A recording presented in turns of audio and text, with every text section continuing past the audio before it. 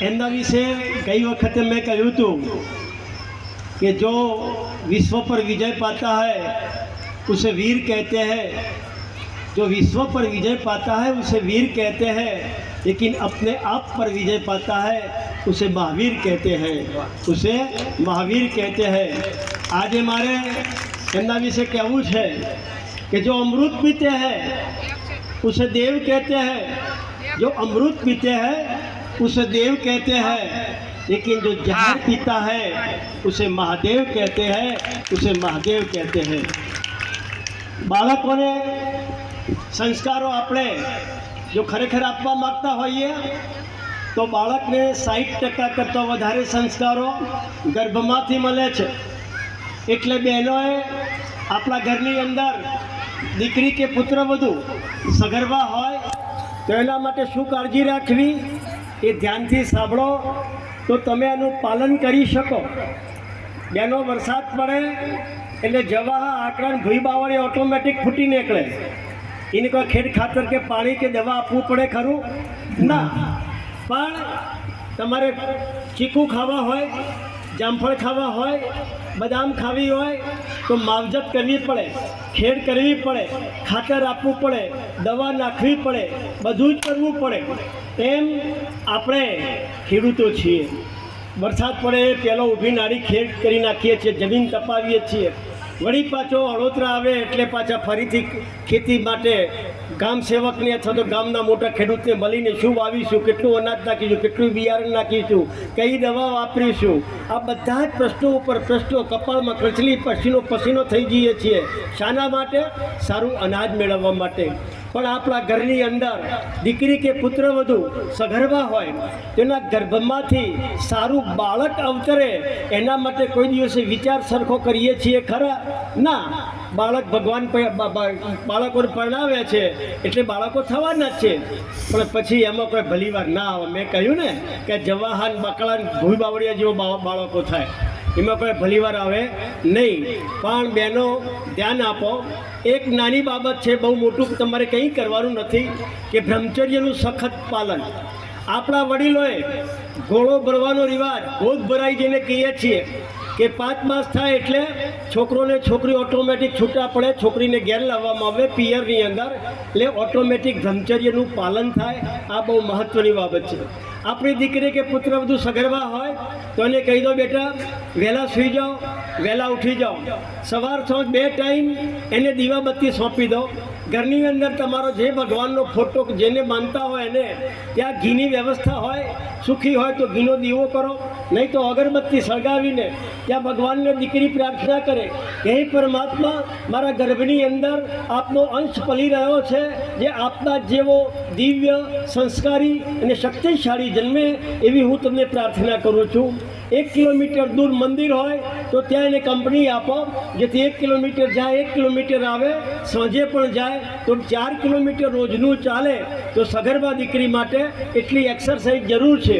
ત્યાં પણ જે ભગવાનનું મંદિર હોય ત્યાં ભગવાનને આ જ પ્રાર્થના કરે કે મારા ગર્ભની અંદર આપનો અંશ પલી રહ્યો છે, જે આપના જેવો દિવ્ય સંસ્કારી શક્તિશાળી જન્મે એવી હું આપને પ્રાર્થના કરું છું।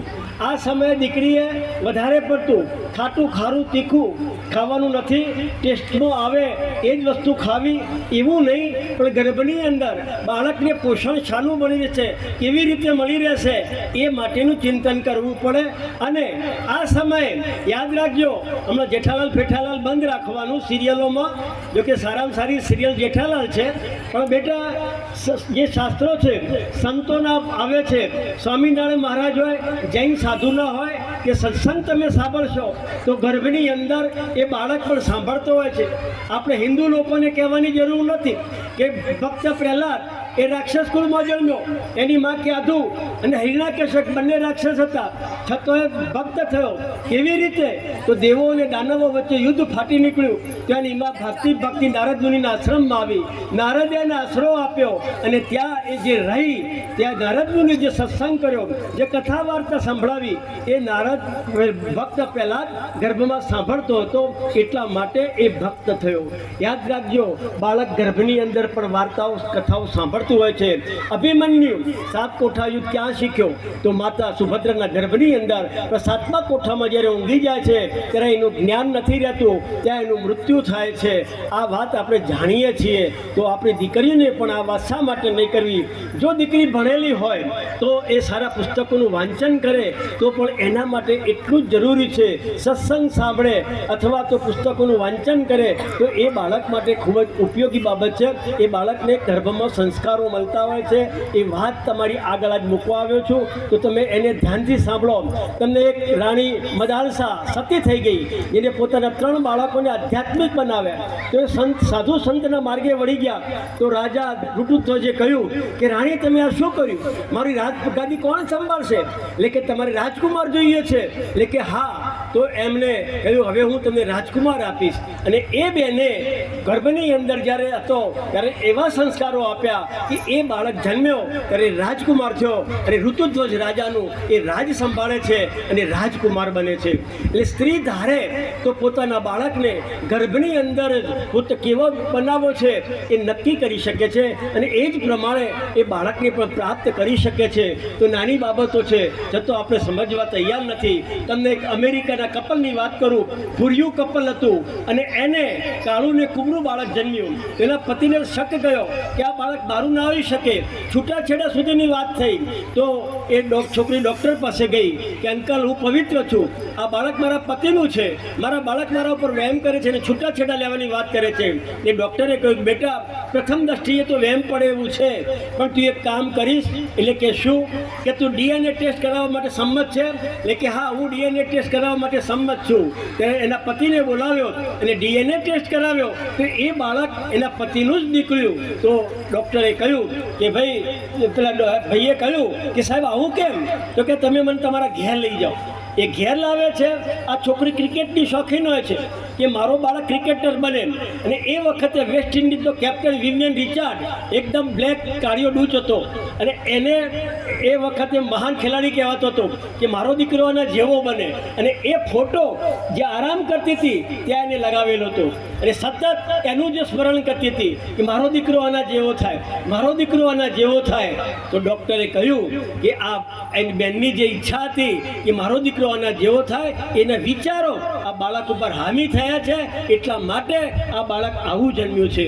એટલે બહેનો યાદ રાખજો કે સગર્ભાવસ્થા દરમિયાન આપણે શું કરવું જોઈએ, શું ખાવું જોઈએ, શું વિચારો કરવા જોઈએ, શાનું ચિંતન કરવું જોઈએ. નિંદા કુઠલીમાંથી બહાર આવી જાઓ તમે એ વખતે રોગ ઉદ્વેગ થાય, ક્રોધ થાય, ગુસ્સો થાય, એવા વિચારો તમે નહીં કરો અને શાંત પ્રકૃતિ રાખી અને ભગવાનમય પરમાત્મામય તમે રહો તો એ બાળક દિવ્ય સંસ્કારી અને શક્તિશાળી જન્મે છે. એમાં કોઈ શંકાને સ્થાન નથી. આટલા બધા ઉદાહરણો પછી પણ જો બહેનો ના સમજે અને પછી સગર્ભાવસ્થા દરમિયાન અંદર પાણીપુરી કે કચોરી કે દાબેલી ખાવા જાય ને તો પછી એ દાબેલીવાળાને જેવો છોકરો પાકે. એમાં કોઈ ભલીવાર ના આવે. એટલે તમને વિનંતી કરું છું કે ગર્ભમાંથી જ બાળકોને સંસ્કારો આપો. બાળક જન્મ્યા પછીના સંસ્કારો આપણી પાસેથી મેળવે છે. કેવી રીતે? તો તમે જૂઠું બોલતો પણ આપણે શીખવાડતા હોઈએ છીએ અને સાચું બોલતો પણ આપણે શીખવાડીએ છીએ. માનો કે કોઈનો ટેલિફોન આવે છે, તમે જુઓ છો કે આ આપણે વાત નથી કરવી તો બાળકને કહી દે, બેટા કહી દે દાદા ઘરમાં નથી. બાળક તો કહી દેશે પણ પછી એને શંકા નહીં થાય કે દાદા તમે જૂઠું કેમ બોલ્યા? તો આપણી પાસે જવાબ નથી. એને શું કહે દાદા? જાહેર સોનોમાં સત્યવાદીનું પૂંછડું થઈ જવાના. એ તો જીવનમાં પ્રગતિ કરવી હોય ને તો જૂઠું એ બોલવું પડે. જાહેર જમવા જા સોનું મોનું. એટલે આ બાળક મોટું થાય એટલે જૂઠું ન બોલો તો બીજું શું કરે? એટલે આપણે જાણે અજાણે આપણે ભૂલ કરીએ છીએ. અરે નાની નાની બાબતોની અંદર પણ માનો કે તમે વાડકીની અંદર સિંગ ચણા કે બદામ આપ્યું છે, હવે બાળક તો વાડકી લઈને બહાર જવાનું. હવે સામેથી કોઈ પડોશીનો છોકરો કે છોકરી આવે, આપણે શું કરીએ? એટલે એ ઘરમાં બેહીને ખાઈ જા, ત્યાં સગલો આવે છે ને આપવું પડશે કે નથી કહેતા? સાચું કહેજો બહેનો. અને છતાં પણ બાળક તો આગળ જવાનું. ત્યારે તમે શું કરવાના? ચૂંટલાઈને ઘરમાં લાવીએ અને એવો ચૂંટલો ભરે કે છોકરું ચીસ પાડી જાય, એના હાથમાંથી વાડકીયા પડી જાય. ન પેલાના ભાગમાં આવે કે ન આપણા છોકરાના ભાગમાં આવે. આપણું વર્તન જોઈને એ બાળક મોટો થાય તો કેવો વિકૃત મગજનો થાય. બે ભાઈઓને જુવારો કરવા આવે ને, ભાગ કરો તો હમારના બે ભાગ કરાવે અને ઘોડિયાના બે ભાગ કરાવે. એવું નહીં ભાઈ હમાર તું લઈ જા તારે કોમમાં આવે અને ઘોડીઓ હું રાખું. પણ ના, ઓનાય બે ભાગ કરો ને એનાય બે ભાગ હમ્મેલાના બે ભાગ કરો. આવો છોકરો પાકે. એટલે આપણે જ આપણા બાળકોને આવા વિચારોના કરીએ છીએ. એક દાદાએ એના છોકરાને કહ્યું કે તું જુઠ્ઠું બોલે છે, તારા સાહેબ પાસે મારે આવવું પડશે. એટલે કે હાડો તારે એ ચોથી પત્ની પડતો છે. એટલે કે આ સાહેબ જુઠ્ઠું બહુ બોલે છે. આચાર્ય બાજુ બોલાવીને કહ્યું, બેટા કોણ છોકરો એવો આવ્યો છે તારો મિત્ર કે તને જૂઠું બોલતો શીખવાડે છે? એટલે કે ના, કોઈ નહીં. કોઈ શિક્ષક શીખવાડે છે? કે ના, હું શીખવાડું છું. કે ના, તો તું જૂઠું બોલે છે તારા દાદા? કે તું જૂઠું બોલતો શીખ્યો તો કને શીખવાડ્યું? કે મારા દાદાએ. કે કેવી રીતે લે ડફોળ? મેં તને કેમ શીખવાડ્યું? કેમ તમે મને મારા મોમાન કે લેવાયા હતા વેકેશનમાં અને રસ્તા બસની અંદર મારી ટિકિટ તમે લીધી હતી? કંડક્ટરે પૂછ્યું તો તમે શું કીધું? કે હજુ આમ તો 5મું ચાલે છે, મારે તો 8મું ચાલતું હતું. તમે જૂઠું નહોતા બોલ્યા. હવે 25 કે 30 રૂપિયાની ટિકિટ બચાવવા માટે આપણે જૂઠું બોલીએ તો બાળકના માનસ ઉપર કેટલી અસર થાય એ આપણે જોતા નથી. આપણે આપણા નિજી સ્વાર્થ માટે બાળકને કયા રસ્તે લઈ જઈએ છીએ એ પણ ખબર પડતી નથી. યાદ રાખજો બહેનો, પહેલાં બહેનો પોતાના બાળકને કેળ ઉપર બેસાડીને એ ખભા ઉપર રમાડતી હતી. અત્યારે હાલ આપણામાં તો રમાડે જ છે, પણ બહુ સુખી લોકો આ તો પેલી ઠેલન ગાડીઓ આવી ગઈ. એ બાળકને ધીમો બેહાડીને રમાડે. હવે બાળક જતું હોય એની ઈચ્છા થાય કે મમ્મીને આમ તો કેળમાં રમાડેલું હોય તો મમ્મીની ઈચ્છા થાય તો મમ્મી એને બાથવા ગાલીને વાલ કરે અને બાળક પણ મમ્મીને પપ્પી કરે અથવા તો વાલ કરે. પણ અત્યારે તો ઠેલન ગાડીમાં એની મમ્મીનો પલ્લું એને હાથમાં ના આવે અને એકાદ જો ધૂળનું ઝાપટ આવી ગયું ને તો બિચારું આંખો ચોડતું ઓમો મમ્મી મમ્મી કરતું રહેતું હોય. એટલે બાળકને પોતાની પાસે રાખો, એની સાથે રાખો. પહેલાં બહેનો હાલરડો ગાતી હતી, પણ અત્યારે હાલરડો ગાય ને તો ગોંડી લાગે. આ તો ગામડિયણ છે, આ તો આવી દેશી છે એવું લોકો કે. અરે તમને ગામડિયણ કે દેશી કે જી કેવું હોય કે, પણ બેનો હાલરડો અવશ્ય ગાજો ને ગાજો. કારણ કે એનાથી બાળકની યાદ શક્તિ મતલબ સ્મરણ શક્તિમાં વધારો થાય છે અને શ્રવણ શક્તિ સાંભળવાની શક્તિમાં વધારો થાય છે. તમે બાળકને હાલરડું ગાજો તરત જ શાંતિથી ઊંઘી જતું હોય છે. પણ જેવું હાલરડું બંધ થયું કે તરત જ બાળક ઊંઘ ચાલુ કરી દે છે. તમને અનુભવ છે, થાય છે કે નથી થતું? એટલે બાળકને હાલરડું ગાવાનું અત્યારે બંધ થઈ ગયું છે, એ બરાબર નથી. બાળકને તમારો સમય આપો, બાળકને તમારી જરૂર છે, એની સાથે વાર્તાઓ કહો તો એ પેલી વિકૃત ગેમો જે ટીવીની કે મોબાઈલની છે એ રમતું બંધ થઈ જશે અને તમારી વાતો સાંભળશે. તો આ આપણે આપણા બાળકોને સંસ્કારો કઈ રીતે આપવા એની બાબત મેં તમારા વિષય બહાર જઈને કરી છે. મહારાજ પણ આવી બધી ઘણી બધી વાતો કરે છે. હું શાળાઓમાં જાઉં છું ત્યારે દીકરીઓને ખાસ કહું છું કે બેટા યાદ રાખજો, લગ્ન બાબતની અંદર માતા પિતા કે ત્યાં સમાજમાં જ લગ્ન થવા જોઈએ. પણ કદાચ આગળ ભણવા ગયા બીજા સમાજના કે બીજી જ્ઞાતિના છોકરા સાથે લગ્ન કરવાનો પ્રસંગ બને તો કરજો, મને વાંધો નથી. પણ માતા પિતાની સંમતિ અવશ્ય લેજો. છોકરાને કહી દેવાનું કે તું તારા મમ્મી પપ્પાને સંમત કર, હું મારા મમ્મી પપ્પાને સંમત કરું. અને છતો જો બેટા ભાગી જવાનું કહે ને તો સમજવાનું કે દાળમાં કંઈક કાળું છે, ખાટલે કંઈક ખોળ છે. એ કહેવાણી વાળો છે, સંસ્કારો નથી. વ્યસની છે કે દેવાળીઓ છે એટલે ભાગી જવાનું કહે છે. ઉતાવળ નહીં કરવાની બેટા. અત્યારે દીકરીઓની અછત છે એટલે મા બાપ છોકરો પઢાવવા માટે શું કરે?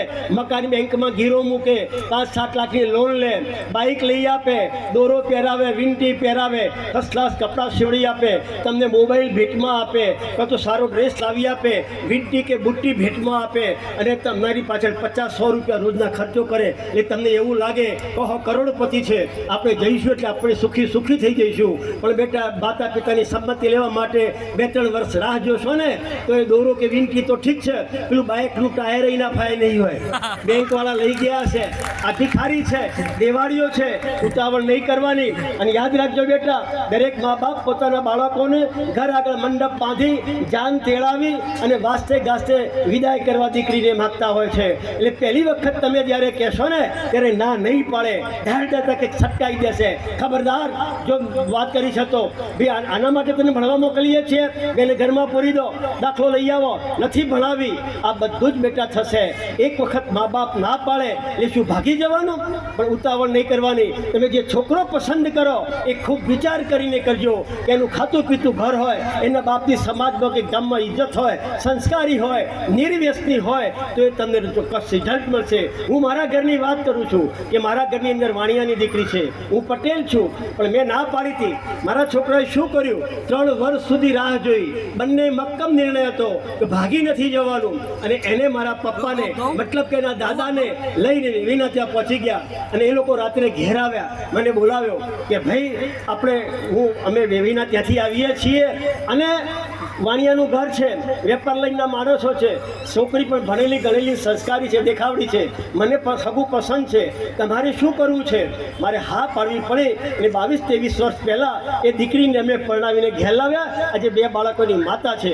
એમ તમે પણ ભાગી નહીં જવાનું. તમને તમારું પાત્ર બરાબર હશે તો મામા, કાકા, દાદા, દાદી ગમે તેનો તમને મદદ મળી રહેશે. એ ભાગી નહીં જવાનું. અને છતાં બેટા જો ભાગી ગયા ને તો તમારો બાપ ગમે તેવો આગેવાન હશે ને મોતમાં નહીં બેસી શકે, એને શિખામણના 2 શબ્દો નહીં કહી શકે અને કહેવા જશે તો સાંભળવું પડશે. ત્યારે તમારા બાપને બેટા ઊંધું ગાળવું પડશે. શું તમારો બાપ આખી જિંદગી ઊંધું ગાળીને જીવે એ ભણવા માટે તમે આવો છો? એ સંસ્કારો તમે અહીંયા લેવા માટે આવો છો? બેટા પગે લાગીને વિનંતી કરું છું કે મહેરબાની કરીને તમારા બાપને આખી જિંદગી ઊંધું નહીં ગલાવો. 80-85 વર્ષના દાદા દાદી એ તો માનવા તૈયાર નથી. કોઈ કહે કે તમારી દીકરી ભાગી ગઈ કે જા બી જા, મારા ઘરમાં સંસ્કારો નથી, મારી દીકરી કદી ના ભાગી જાય. પણ જ્યારે ખબર પડે ત્યારે એને હાયકારો લાગે છે અને એટેકમાં મરી જતા હોય છે. ત્યારે શું આપણા દાદા દાદી એટેકમાં મરી જાય એના નિમિત્ત આપણે બનવાનું છે? બેટા પગે લાગીને મહેરબાની કરીને કરજો. તમારા દાદા દાદીની ઓતરડી નહીં કકડાવતા, મા બાપની આંખમાં આંસુ નહીં પડાવતા, બાપને આખી જિંદગી ઊંધું નહીં ગલાવતા.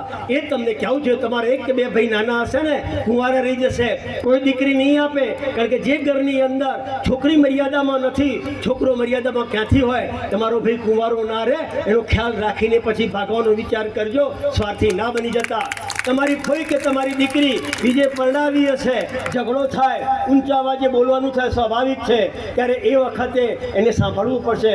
હા, અને આપણે ક્યાંથી બોલવામાં પહોંચી વળીએ? આ તો પેલી વંઠી ગયેલીની ફઈ છે કે ફલાણી રખડેલની બહેન છે. ત્યારે એમને ઊંધું ગાળવું પડે છે.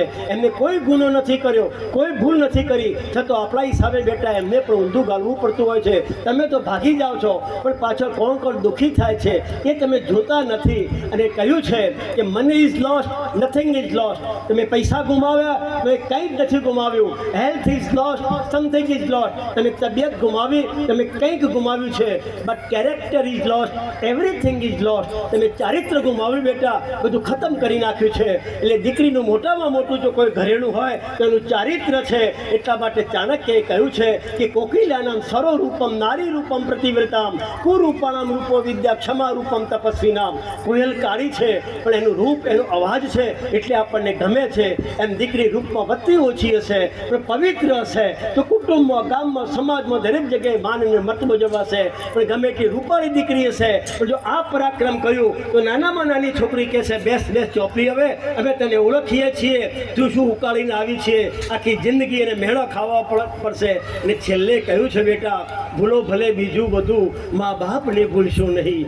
અગણિત છે ઉપકાર એના એ વિસરશો નહીં. જે મા બાપે તમને 20-20 વર્ષના કર્યા, લાડ લડાવ્યા, પ્રેમ કર્યો, પેટે પાટા બાંધી તમને ભણવા માટે મોકલે છે. તમે ગરીબ વર્ગના બાળકો છો.